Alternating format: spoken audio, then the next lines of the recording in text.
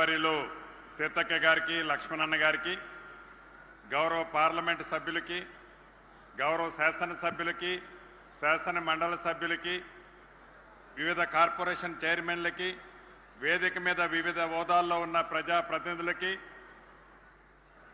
హైదరాబాద్ నుంచి వచ్చిన ఉన్నతాధికారులు అందరూ ఇక్కడే ఉన్నారు. ఇవాళ ప్రకాష్ అన్న ఉన్నతాధికారులందరినీ ఇక్కడికే పిలిపించుకున్నారు. ఉన్నతాధికారులందరికీ, ముఖ్యంగా ఈ కార్యక్రమంలో పాలు పంచుకుంటున్న నా తోబుట్టువులైన ఆడబిడ్డలు, అన్నదమ్ములు, మీడియా మిత్రులందరికీ మనస్ఫూర్తిగా శిరస్సు వంచి హృదయపూర్వక నమస్కారం. ఇది మీరు ఎన్నుకున్న ప్రజాప్రభుత్వం. మీరు నచ్చి మెచ్చి కావాలని, ఇందిరమ్మ రాజ్యం కావాలని ఆనాడు మీ అందరి కష్ట ఫలితంతో వచ్చిన ఈ ప్రభుత్వం గౌరవ ముఖ్యమంత్రి రేవంత్ రెడ్డి గారి నాయకత్వంలో రాష్ట్ర వ్యాప్తంగా ఇందిరమ్మ ప్రభుత్వం, ఇందిరమ్మ పరిపాలన అంటే ఇలా ఉండాలి అనే విధంగా అనేక సంక్షేమ కార్యక్రమాలు పేదవాడి గుమ్మానికి మీరు ఆశీర్వదించి దీవించిన ప్రభుత్వం ఈనాడిస్తుంది.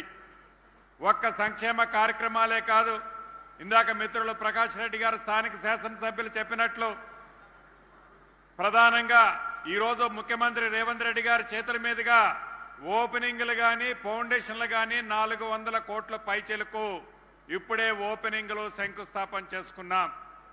రాష్ట్ర ఆర్థిక పరిస్థితి బాగలేకపోయినా పేదవాడి కష్టం తెలిసిన ఈ ప్రజాప్రభుత్వం పేదవాడికి అనేక సంక్షేమ కార్యక్రమాలు ఇస్తూనే అభివృద్ధిని ఎక్కడా కుంటిపడనీయకుండా అన్ని అభివృద్ధి కార్యక్రమాలు ఈరోజు ఈ రాష్ట్ర ప్రభుత్వ పక్షాన చేస్తున్నాం. ముఖ్యంగా వరంగల్ జిల్లాకు వస్తే మన ప్రభుత్వం ఏర్పడిన తర్వాత కొన్ని దశాబ్దాలుగా వరంగల్ ప్రాంత ప్రజల కోరిక మామునూరు ఎయిర్పోర్టు కావాలని పొట్టుపట్టి గౌరవ ముఖ్యమంత్రి గారి ఆలోచనలకి, సూచనలకి అనుగుణంగా కేంద్ర ప్రభుత్వాన్ని ఒప్పించి మెప్పించి ల్యాండ్ ఎక్విజిషన్కి 300 కోట్ల రూపాయల పైచిలకు ఖర్చు పెట్టి ల్యాండ్ ఎక్విజిషన్ ఇచ్చి కేంద్ర ప్రభుత్వానికి ఈ ప్రభుత్వంలోనే, అంటే రాబోయే 2 సంవత్సరాల్లోనే మామునూరు ఎయిర్పోర్టుని పూర్తి చేయడమే కాదు, తప్పకుండా ఈ ఫ్లైట్లు కూడా తిరిగే విధంగా ఈ ప్రభుత్వం ఆల్రెడీ చర్యలు చేపట్టింది. మామునూరు ఎయిర్పోర్టు కళ, ఈ ప్రాంత ప్రజల కళ ఈ ప్రభుత్వంలో నెరవేర్చుకోబోతున్నాం. అదే రకంగా హైదరాబాద్ తర్వాత అండర్ డ్రైనేజ్ ఉన్న ప్రాంతం ఏదీ లేదు.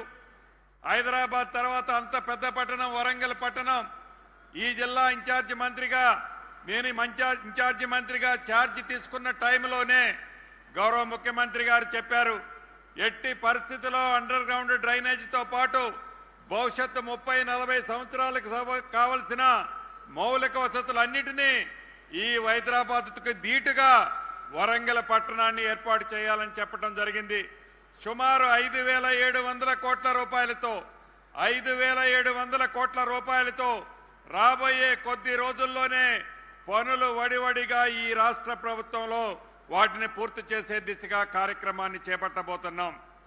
ఇక అంతెందుకు, రైతులను రాజు చేస్తామని చెప్పిన ఈ ప్రభుత్వం దేవాదుల ప్రాజెక్టు ఆనాడు మన ఇందిరమ్మ ప్రభుత్వంలోనే డాక్టర్ వైఎస్ రాజశేఖర రెడ్డి గారు వాటిని జలయజ్ఞంలో భాగంగా వాటిని పూర్తి చేయాలని తలంచి వడివడిగా మొదలుపెట్టితే రాష్ట్ర విభజన జరిగి ధనిక తెలంగాణ రాష్ట్రంగా ఉండి 10 సంవత్సరాలలో ఆ దేవాదుల ప్రాజెక్టుని పూర్తి చేయలే.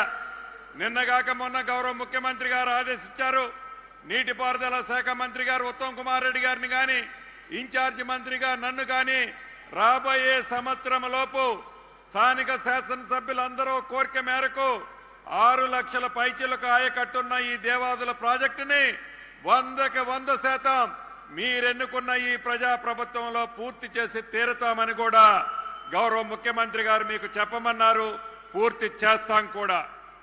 అంతేకాదు, ఆనాడు 8-10 సంవత్సరాలు పరిపాలించేటప్పుడు ధనిక తెలంగాణ రాష్ట్రాన్ని తెచ్చుకున్న ఈ రాష్ట్రం సుమారు 8,000 కోట్ల రూపాయలు, 8 లక్షల కోట్ల రూపాయలు అప్పు అయితే చేసింది. కానీ 80,000 ఇళ్లు కూడా ఆనాటి ప్రభుత్వంలో కట్టలే.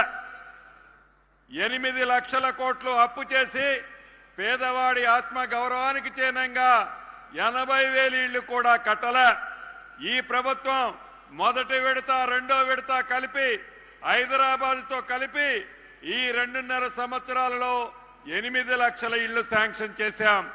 2 లక్షల ఇళ్లు పైచిలకు పూర్తయ్యాయి. మిగిలిన 2 సంవత్సరాల్లో కూడా తప్పకుండా పేదవాడి ఆత్మ గౌరవానికి చిహ్నంగా ఇల్లు ఇచ్చే బాధ్యత ఈ ప్రభుత్వానిది. చివరగా ఉద్యమాలకి ప్రధాన గడ్డ ఈ వరంగల్. ఆ ఉద్యమంలో ప్రధాన పాత్ర పోషించిన ప్రొఫెసర్ జయశంకర్ గారి గ్రామాన్ని రెవెన్యూ గ్రామంగా చేయాలని 10 సంవత్సరాలు పరిపాలించిన ఆనాటి దొరలకు చెప్తే ఆ దొరలు చెయ్యలే.